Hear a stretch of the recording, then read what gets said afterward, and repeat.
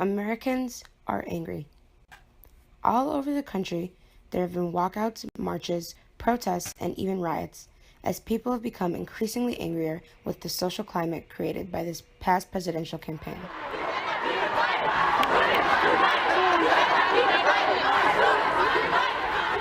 And there seems to be a general pattern being followed. News reporters who paint future President Trump in a negative light are being openly attacked online for their race, ethnicity, or gender. Many white, affluent schoolchildren have been attacking their peers of other races with vicious words and actions. Speech and actions that would have been almost taboo 5 years ago are everywhere today. And this is being perpetuated by the very people we've chosen to run our country. And in many cases, they're illegally here, illegal immigrants, and they have guns. And they shoot people. And make our communities safer once the criminal aliens are out. Did Donald Trump apologize for calling women slobs, pigs, dogs disgusting? Did Donald Trump apologize for taking after somebody in a Twitter war and making fun of her weight? Did he apologize for saying African Americans are living in hell? No, he has not. You may ask yourself why we chose to focus on the importance of damaging rhetoric and hate speech as the most important topic that the president should focus on in the upcoming term. While there are many worthy topics of discussion, Narissa and I noticed a pattern during the past election cycle.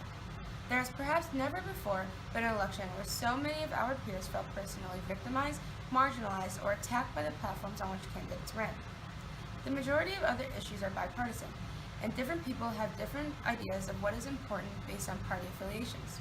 But I think and hope that it's safe to say that everyone, no matter your political beliefs, can agree that no one should feel belittled or degraded by the person they have chosen to run their country. The power of president is the highest in America. As president, you are not only commander-in-chief, you are a leader to your people, both in the literal and metaphorical sense. A president sets examples of what is acceptable in a country, and when your president normalizes hate speech, they normalize hateful behavior. All over the country, there's been upward trends of hate crimes and outright acts of discrimination since the recent presidential campaign. Some have been in the public eye, but many have been quiet, everyday incidents that occur at school or in the workplace. It is essential that, in the upcoming years, our president is aware of the social climate they create and how very impactful it is on the country's citizens. Now, we think it's important that a certain distinction is made. It is okay to have personal beliefs. That is not something we would attempt to take away from anyone, the president included. But when those beliefs transfer into personal attacks, that is when these beliefs become toxic. We are not attempting to propose a certain path of beliefs for our president to follow, but instead to remind him of the repercussions of his words. How do you think hate speech can affect people's actions? I think hate speech can result in people who don't have proper self-control into doing things that they may regret later in life, or even if they don't regret it later in life, things that have repercussions on people. A president should be aware of the fears of certain groups of people. So what can Trump do to help? He should be a proper role model. I think he needs to be aware of the people watching him. As the president, that Donald Trump takes a really close look at himself as well as the American people. I think he needs to learn that there's a time and a place for everything. Is not the proper way to address things. It's not the proper way to talk about them, because people are listening. People are looking up to him. People are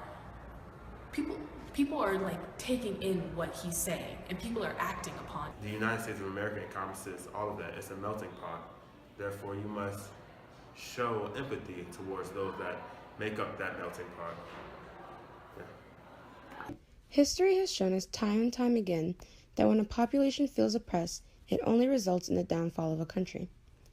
The foreboding social and political climate are akin to oppression, as certain groups of people have had their basic rights threatened to be taken away and have been put in fear of living their lives as a result of hate speech and crimes that have been normalized by this past campaign.